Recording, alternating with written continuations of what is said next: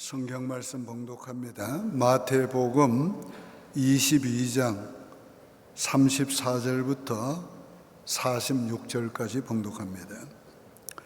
예수께서 사두개인들로 대답할 수 없게 하셨다함을 바리새인들이 듣고 모였는데, 그 중에 한 율법사가 예수를 시험하여 묻되, 선생님, 율법 중에서 어느 계명이 크니이까?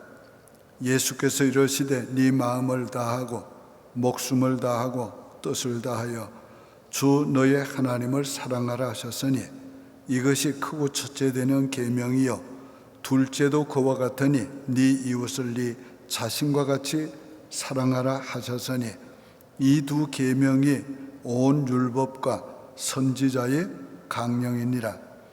바리새인들이 모였을 때에 예수께서 물으시되, 너희는 그리스도에 대하여 어떻게 생각하느냐? 누구의 자손이냐? 대답하되, 다윗의 자손이이다. 이르시되, 그러면 다윗이 성령에 감동되어 어찌 그리스도를 주라 칭하여 말하되, 주께서 내 주께 이르시되, 내가 네 원수를 네 발 아래 둘 때까지 내 우편에 앉아 있으라 하셨도다 하였느냐? 다윗이 그리스도를 주라 칭하였은즉 어찌 그의 자손이 되겠느냐 하시니, 한마디도 능히 대답하는 자가 없고 그날부터 감히 그에게 묻는 자도 없더라. 아멘. 할렐루야. 오늘은 예수님은 사랑이 율법의 전부라 하셨다는 말씀을 전하려고 합니다. 지난 주일에 예수님은 주와 심판주가 되신다고, 구원의 주와 심판주가 된다고 말씀드렸습니다. 구원, 심판, 그 모든 것의 기초는 하나님의 사랑입니다. 예수님은 바리새인들이 시험하기 위해서 어느 계명이 크니까 하고 물었을 때, 예수님은 사랑이 계명의 전부라는 내용으로 말씀을 대답했습니다. 더 나아가 예수님 자신을 주로 믿어야 그 사랑을 할 수 있다는 것을 간접적으로 암시적으로 말씀해 주었습니다. 첫째 되는 계명은 하나님 사랑입니다. 37절 38절에 예수께서 가라사대, 네 마음을 다하고 목숨을 다하고 뜻을 다하여 주 너희 하나님을 사랑하라 하셨으니, 이것이 첫째 되는 계명이요. 예수님은 율법의 첫째가 하나님 사랑하라는 것이라고 말했습니다. 예수님이 대답한 이 대답은 신명기 6장의 말씀을 가지고 대답하신 것입니다. 신명기 6장 5절에 이스라엘아 들으라, 우리 하나님 여호와는 오직 하나인 여호와시니, 너는 마음을 다하고 성품을 다하고 힘을 다하여 네 하나님 여호와를 사랑하라. 이 말씀을 이스라엘 민족은 세마라고 부릅니다. 세마는 들으라는 뜻입니다. 하나님이 말씀한 이 말씀은 모든 하나님의 백성이 들어야 하는 말씀입니다. 그들은 이 말씀을 그들의 신앙의 기초로 삼았습니다. 신앙 생활의 기초로 삼았습니다. 삶의 기초로 삼았습니다. 그래서 저들은 이 말씀을 문설주에 달아놓고, 작은 박스에 넣어서 달아놓고 나가면서 입 맞추고 들어오면서 입 맞추고 했어요. 또 저들은 머리 미간에다가 이 말씀을 써붙이고 다니기도 했어요. 또 저들은 손에 이 말씀을 메고 다니기도 했어요. 그만큼 이 말씀이 이스라엘 민족에 있어서 가장 중요한 말씀이었습니다. 그러나 이 말씀의 의미를 그들은 깊이 알지를 못했습니다. 오늘 하나님 사랑이 첫째입니다. 하나님을 사랑하는 것이 사랑의 기본이요, 근본이요, 기초가 되는 것입니다. 하나님 사랑하는 여기서부터 하나님이 사랑하라고 말씀한 모든 것을 사랑할 수 있습니다. 이 하나님에 대한 절대적인 사랑을 하지 않고는 다른 것들을 사랑할 수가 없습니다. 하나님 사랑이 첫째인 것입니다. 하나님을 사랑하면 모든 것이 사랑하게 됩니다. 자연도, 만물도, 꽃도, 바람도 다 하나님이 주시는 것을 사랑하게 되는 것입니다. 며칠 전에 제 아내가 어느 성도가 하는 말을 이렇게 전해 주었어요. 페이퍼 클립을 사용하면서, 요즘 페이퍼 클립은 매끈매끈하지 않고 도돌도돌하게 만지기, 손에 잡기 좋게 나옵니다. 그렇게 만든 것을 보고 어쩌면 하나님이 사람에게 지혜와 총명과 재능을 주어서 이렇게 잘 만들게 해줬는가. 그러면서 그거를 아주 감사하면서 사용하는 것을 보고 감명을 받았다고. 우리가 하나님을 사랑하면은 하나님이 지으신 모든 세계와 만물을 사랑하고, 하나님이 지으신 사람을 사랑하고, 하나님이 하시는 모든 일을 사랑하게 되는 것입니다. 하나님 사랑이 첫째인 것입니다. 그러므로 우리가 하나님을 사랑하는 것을 우선으로 삼아야 합니다. 먼저 하나님 사랑해야 합니다. 가장 하나님을 사랑해야 합니다. 하나님을 첫째로 사랑해야 합니다. 하나님께서 모세를 통해서 계명을 613가지 계명을 그 백성들에게 가르쳤습니다. 전하게 했습니다. 그런데 그 계명을 하나님께서 10계명으로 요약해서 두 돌판에 새겨서 주었습니다. 첫째 돌판은 하나님에 대한 계명으로 1계명에서 4계명까지인 것입니다. 그 계명들은 하나님만 섬기라, 우상을 두지 말라, 하나님의 이름을 망령되이 부르지 말라, 안식일을 거룩하게 지키라. 하나님을 어떻게 사랑할 수 있습니까? 어떻게 사랑해야 합니까? 마음을 다하고 뜻을 다하고 힘을 다해서. 이거를 간단하게 표현하면 전 인격을 다해서 사랑하라는 거예요. 근데 여기 다하라, 다하라, 다하며 이렇게 말합니다. 이 말은 뭐 힘쓰라는 말이에요. 하나님 사랑 힘써야 하는 것입니다. 애써야 하는 것입니다. 마음도 다하도록 애써야 되고, 뜻도 다하도록 애써야 되고, 힘도 다하도록 애써야 돼요. 그만큼 하나님을 사랑해야 돼요. 러스킬은 이런 말을 했어요. 하나님을 둘째로 사랑하는 것은 죄다. 맞는 말이지요.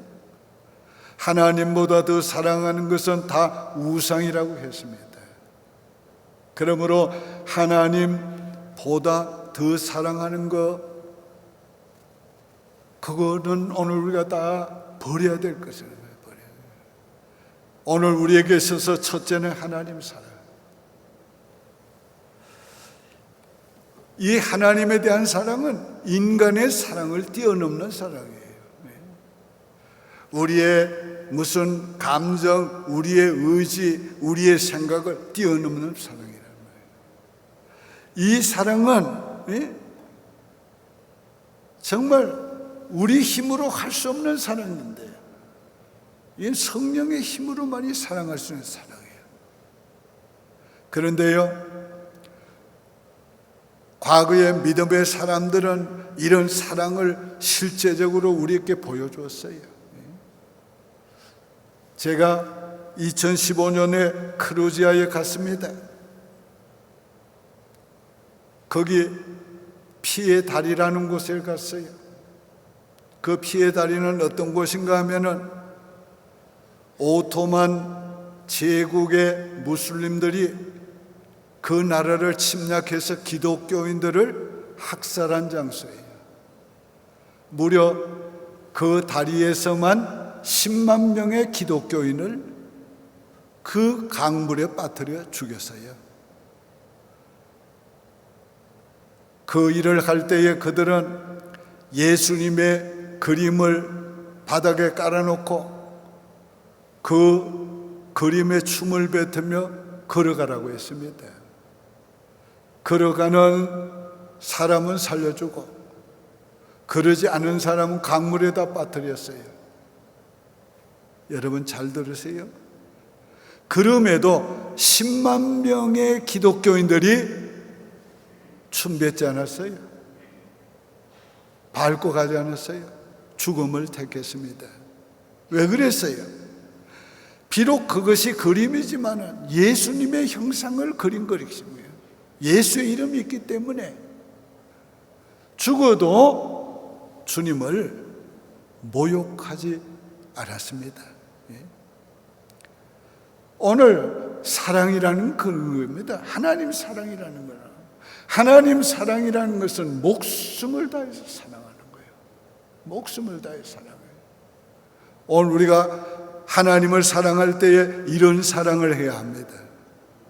제가 그곳을 다녀와서 그때를 생각하면서 시를 지어서 우리 참여했던 선교사님들에게 전부 보내서요.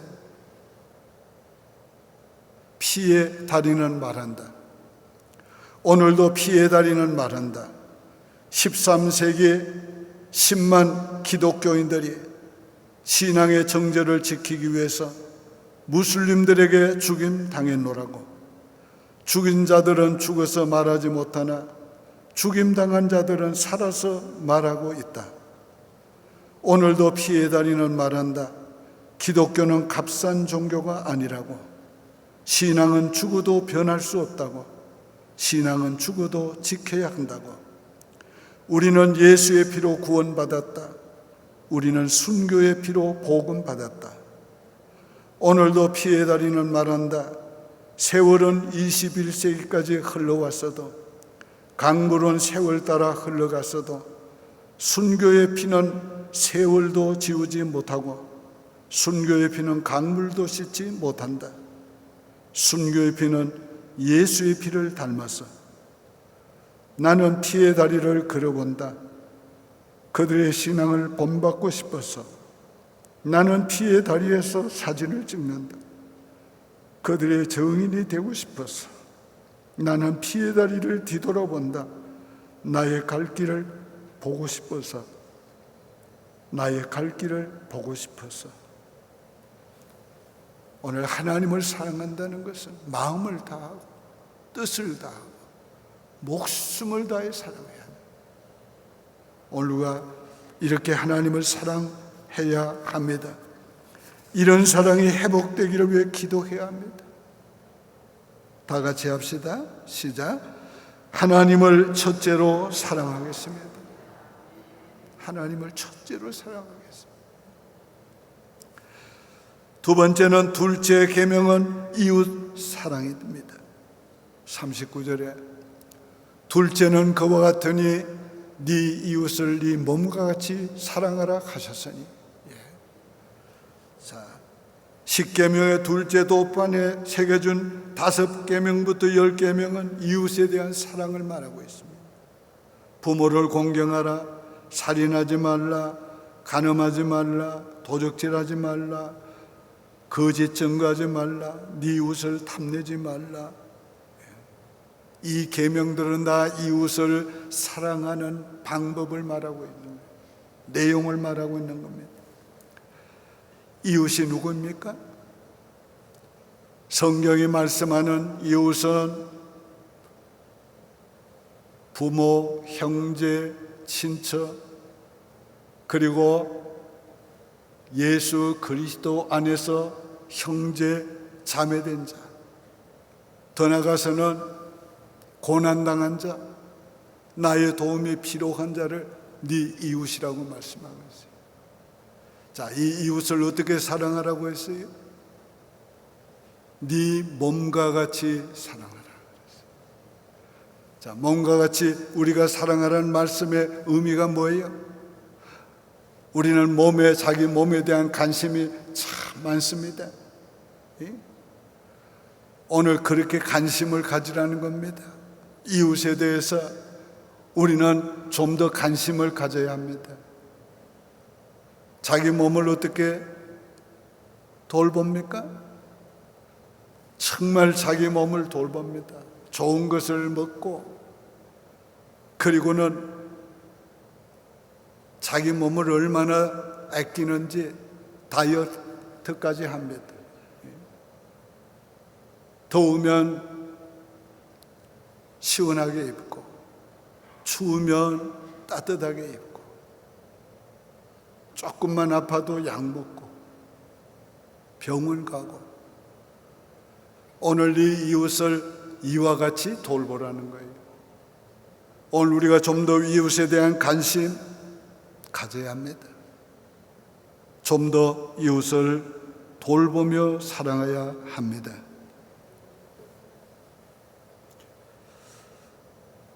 오늘 이런 사랑을 우리가 해야 되는데, 문제는 이런 사랑을 할 수 있는 그런 사랑은 자연인으로 안 된다는 거예요. 다 같이 합시다. 시작. 이웃을 내 몸처럼 사랑할 힘을 주옵소서. 세 번째는 사랑이 선지자와 율법에 대해 강령이라고 하셨어요. 40절에 이 두 계명이 온 율법과 선지자의 강령이니라. 자, 이 말씀 무슨 말씀입니까? 율법이 대강령이다. 율법이 대주제라는 거예요. 사랑이 율법의 대주제라는 거예요. 오늘 율법의 내용이 다 사랑입니다. 히브리서 9장은 무슨 말씀을 해요? 모든 율법은 피로써 정결케 되나니 피 없이는 사함이 없느니라. 예수 그리스도의 십자가의 보혈의 피로 죄 씻음 받고 사함 받는 걸 말하고 있는 거예요. 오늘 이 율법의 대강령이 사랑이에요. 이 사랑의 주제로 율법은 설명할 수가 있는 거란 말이에요. 자, 이스라엘 민족들은 율법을 받은 민족임을 굉장히 자부심을 가졌어요. 긍지를 가졌어요. 이 땅에 어떤 민족에게도 하나님이 직접 법을 주신 민족은 없어요. 오직 유일하게 이스라엘 민족에게만 하나님이 직접 법을 주었기 때문에 이 법을 저들은 얼마나 귀중히 여기는지 몰라요. 그래서 법 조문을 달달 외웠습니다. 그러나 문제는 그 법의 정신을 저들은 알지 못했어요. 실천하지 못했어요. 그 율법의 정신은 바로 하나님의 사랑이란 말이에요. 자, 선지자의 강령이라고 그랬어요. 선지자들이 말한 그 내용의 핵심이 사랑이라는 거예요. 선지자들이 예언한 예언의 핵심이 사랑이라는 거예요. 자, 선지자들이 이 율법을 가지고 강론할 때뿐만 아니라 하나님의 말씀을 전할 때에 두 가지로 구분할 수 있어요. 하나는 하나님이 너희를 사랑한다. 하나님 너희에게 복을 주신다. 다른 하나는 하나님이 너희에게 노하신다. 하나님이 너희를 징계하신다. 요 징계 속에도 하나님이 징계가 목적이 아니라 깨닫고 돌이켜서 하나님이 은혜와 복을 주시려고. 그래서 이 선지자들의 모든 메시지가 다 하나님의 사랑이 주제란 말이에요. 핵심 주제는.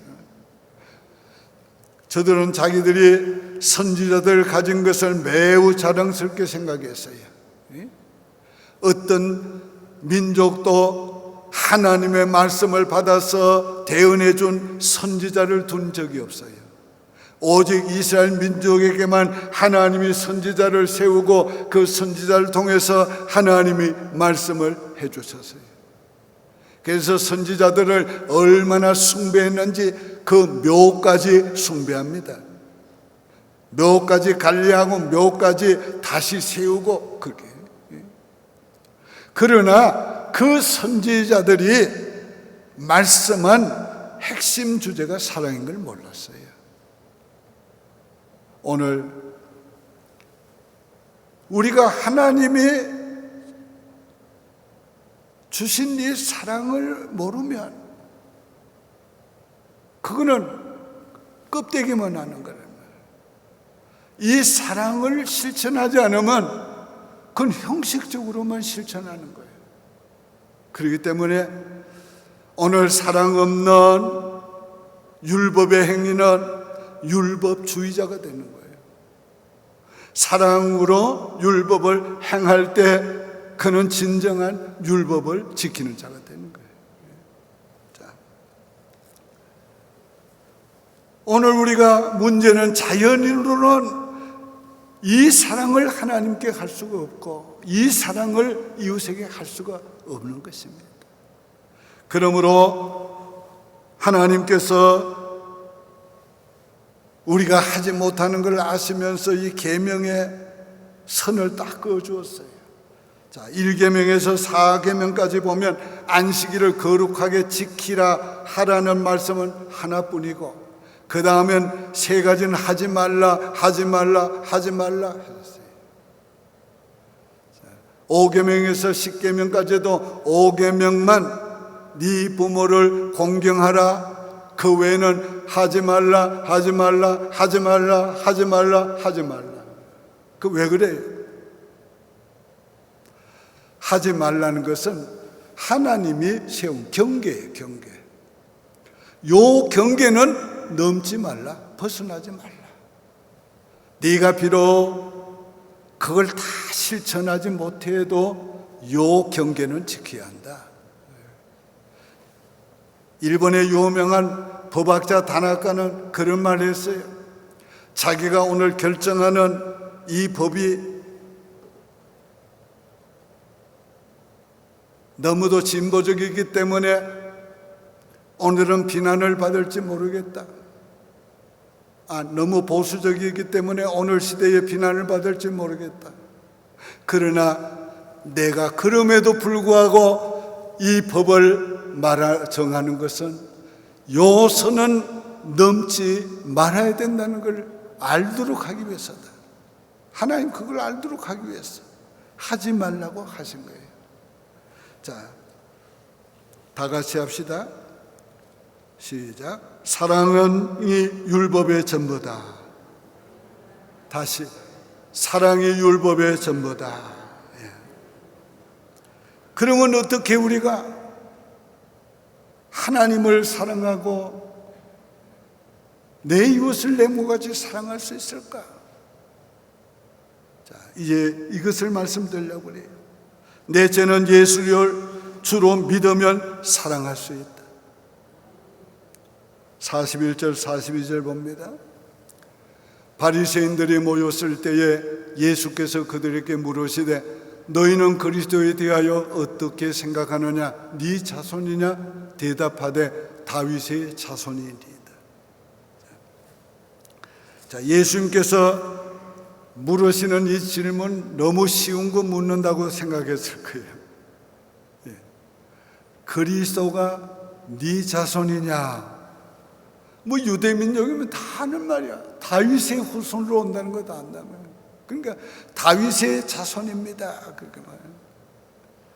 자, 그러니까 예수님께서 그들의 혀를 찌르십니다. 그러면 어찌하여 그 다윗이 그리스도를 주라고 말했느냐? 네. 그러면 어찌해서 그 다윗이 그리스도를 주라고 했는가? 예수가 주심을 믿으시기 바래요. 예수가 주님을 되심을 믿어야 그 다음 우리가 하나님의 성령으로 거듭나고 이 계명을 사랑으로 지킬 수가 있는 것입니다. 자, 43절 44절 봅니다. 그러면 다윗이 성령에 감동하여 어찌 그리스도를 주라 칭하여 이르되 주께서 내 주께 이르시되 내가 네 원수를 내 발 아래 둘 때까지 내 우편에 앉았으라 하셨도다 하였느냐. 성경은 예수님이 단순히 다윗의 후손이라고 말하고 있지 않습니다. 다윗의 주요 다윗의 뿌리라고 말하고 있습니다. 계시록 22장 16절 봅니다. 나 예수는 다윗의 뿌리요 자손이니 곧 광명한 새벽별이라 하시더라. 다윗의 뿌리, 우리의 뿌리, 그리스도인의 뿌리. 오늘 우리의 아이덴티티가 무엇입니까?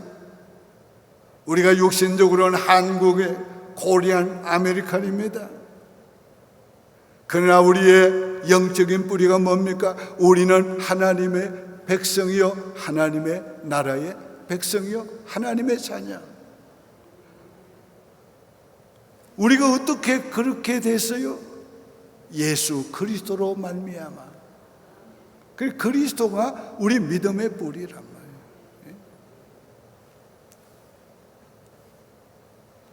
예수를 주로 믿는 자만이 하나님을 사랑하고 이웃을 사랑할 수 있어요. 우리가 예수를 주로 믿으면 성령으로 거듭나기 때문에 두 가지 놀라운 파워가 생기는 겁니다. 하나는 성령으로 거듭날 때 하나님의 형상, 하나님의 성품을 타고납니다. 하나님의 성품 중에서 하나님의 사랑의 성품을 타고납니다. 사랑의 DNA를 타고나는 거예요. 그래서 성령으로 거듭난 자는 하나님의 사랑의 성품을 갖게 돼요. 이 성품 때문에 하나님을 목숨을 다해 사랑할 수 있는 거예요. 이 성품 때문에 이웃을 내 몸과 같이 사랑할 수 있는 거예요. 원수도 사랑할 수 있는 거예요.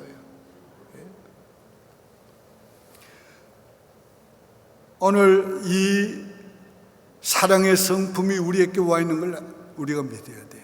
여러분 예수를 주로 믿습니까? 그러면 성령으로 거듭난 것도 믿으셔야지. 성령으로 거듭났으면 하나님의 사랑의 성품을 타고난 것도 믿으셔야 해요. 자, 이 사도들이 사랑이라는 단어를 쓸 때에 성령으로 거듭나기 전에는 아카페의 사랑을 몰랐어요. 잘 쓰지도 않았어요. 근데 성령을 받고 난 후에는 그들이 사용한 단어는 다 아카페의 사랑이에요. 자, 예를 들면요, 예수님이 부활한 후에 디베라 바다로 돌아간 베드로를 찾아가셨어요. 베드로께 예수님께서 물으셨어요. 네가 나를 사랑하느냐? 네가 나를 사랑하느냐? 네가 나를 세 번을 물으셨어요. 그런데요, 첫 번째, 두 번째까지는 베드로야, 네가 아카페의 사랑으로 나를 사랑하느냐 물었어요. 그러니까 이 베드로가 대답할 수가 없어요. 주께서 아시나이다 그랬어요. 근데 예수님이 세 번째 물으실 때는요, 베드로야, 네가 필레오의 사랑으로 나를 사랑하느냐 물었어요. 그러니까 베드로가 근심하여 가로되 주께서 아시나이다. 나는 이 말의 대답을 어떻게 이해를 했는가 하면은, 주님, 내가 필레오의 사랑으로밖에 주님을 사랑할 수 없는 것을 아시지 않습니까? 그렇게 대답한 걸로 이해해요. 근데요, 오순절 마가의 다락방에서 성령 받고 난 후부터는 베드로가 사용하는 사랑의 단어는 다 아가페예요. 그 왜 그런 차이가 나 있을까? 신학적으로 조금 이 얘기가 있는 말입니다만은, 나는 확실히 베드로가 오순절 마가의 다락방에서 성령 받고 거듭난 후에는 사랑의 사람이 됐기 때문에, 하나님의 사랑을 가졌기 때문에 그렇게 말하게 된 것으로 이해해요. 오늘 저와 여러분은 성령으로 거듭날 때 하나님의 성품을 타고났으니, 하나님의 사랑의 성품을 타고났으니, 나도 여러분도 이제 사랑할 수 있는 사람이라는 걸 믿어야 합니다. 우리는 다 사랑할 수 있는 사람입니다. 다 같이 고백합시다. 나는 사랑의 사람이다. 더 나아가서 성령께서 우리로 하여금 그 사랑을 하게 만드시는 겁니다. 도와주시는 거예요. 바울 사도가 고백했어요. 그리스도의 사랑이 나를 강건하시는도다. 무슨 말이에요? 그리스도의 사랑이 가만히 두지 않는단 말이에요. 너 기도해라, 너 복음을 전해라, 너 가라. 그 사랑의 강건함을 받고 그는 그리스도의 일을 한 것입니다. 오늘도 성령께서 그 사랑으로 우리를 강건하고 계십니다.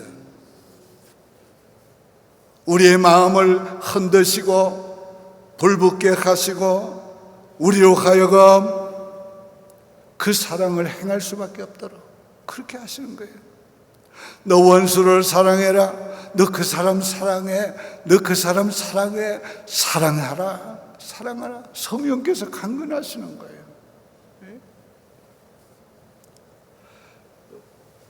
모잠비크에서 사역하고 있는 하이디 선교사의 이야기입니다. 그는 하나님을 너무너무 좋아하고 사랑했어요. 그래서 잠자리에서도 하나님 지금 어디 계세요? 그렇게 하나님 사랑하며 살았어요. 한 번은 타임즈에서 모잠비크에 버려진 어린 아이들의 비참한 모습을 읽고 보게 됐어요. 그 다음부터는 하나님, 저 모잠비크에 가게 해주세요. 저 아이들을 돌보게 해주세요. 그때 하나님이 환상을 보여줬어요. 수백만 명의 어린아이들, 버려진 어린아이들, 모잠비크의 부흥이 일어나서 모잠비크에 있는 주의 종들이 그들의 아버지가 되는 환상을 보여줬어요. 그러면서 네가 그들에게 가라고, 가서 그 일을 하라고 했습니다. 하나님, 제가 어떻게 그 일을 할 수 있어요? 멈춰 서면 된다. 하나님, 그러면 그 아이들을 만날 때마다 지나치지 말고 멈춰 서면 된다는 말씀이에요. 그래, 그러면 된다. 모잠비크로 갔습니다. 그 비참한 아이들, 병들어 있는 아이들, 에이즈에 걸려있는 아이들, 폐렴으로 죽어가는 아이들, 그냥 지나치지 않고 보기만 하면 그 앞에가 멈춰 섰습니다. 하나님이 그의 멈춰섬을 통해서 놀라운 역사를 일으켜 주었습니다. 5년 만에 그 땅에 6,000개의 교회를 세우게 해줬습니다. 모잠비크의 주의 종들이 부흥이 일어나서 그 고아들의 아버지가 되는 역사들이 일어났습니다. 오늘 성령께서 우리로 하여금 사랑하게 만드시는 거예요. 사랑할 힘을 주시는 거예요. 그러므로 우리가 예수를 주로 믿고 성령으로 거듭나면 우리 존재가 사랑의 존재가 되어 사랑할 수 있을 뿐 아니라 우리 안에 계시는 성령님이 우리로 하여금 사랑하게 하시니까 우리가 하나님을 목숨을 다해 사랑할 수 있단 말이에요. 우리가 이웃을 내 몸과 같이 사랑할 수 있습니다. 있습니다. 사랑할 수 있어요. 그런데요, 우리가 이 성령님을 계속 의지하고 살아야 돼요. 우리가 성령으로 거듭나서 사랑의 성품을 가졌다고 성령이 함께 한다고 자동적으로 되는 거 아니에요. 날마다 순간마다 사건마다 성령님을 의지하고 성령의 도움을 구해야 해요. 그럴 때 성령께서 우리를 도와주시고 성령이 도와주시면 가능하게 되는 거예요. 할 수 있게 되는 것입니다. 결론적으로 말씀드립니다. 사랑하는 것보다 더 복된 인생은 없습니다. 사랑하면 살면 나도 행복하고 우리 모두가 행복하게 되는 거예요. 여러분, 인생을 살아오면서 어느 때 가장 행복했어요? 특별히 신앙생활 해오면서 어느 때 가장 행복했습니다? 제 경험으로는요, 하나님을 사랑할 때 가장 행복했습니다. 사랑도요, 받는 것도 좋지만은 우리가 사랑할 때가 더 행복합니다. 우리가 하나님의 사랑을 받아들이고 그 사랑에 감격할 때는 정말 감사의 눈물을 흘리고 하나님 앞에 감격하지만은 우리가 그 가슴으로 하나님을 사랑할 때는 마음이 기쁘고 즐겁고 행복하게 되는 거예요. 목회를 하면서 성도들의 사랑을 받을 때 감사해요. 그러나 그보다가 내가 성도들을 사랑할 때 더 행복해요. 더 행복해요.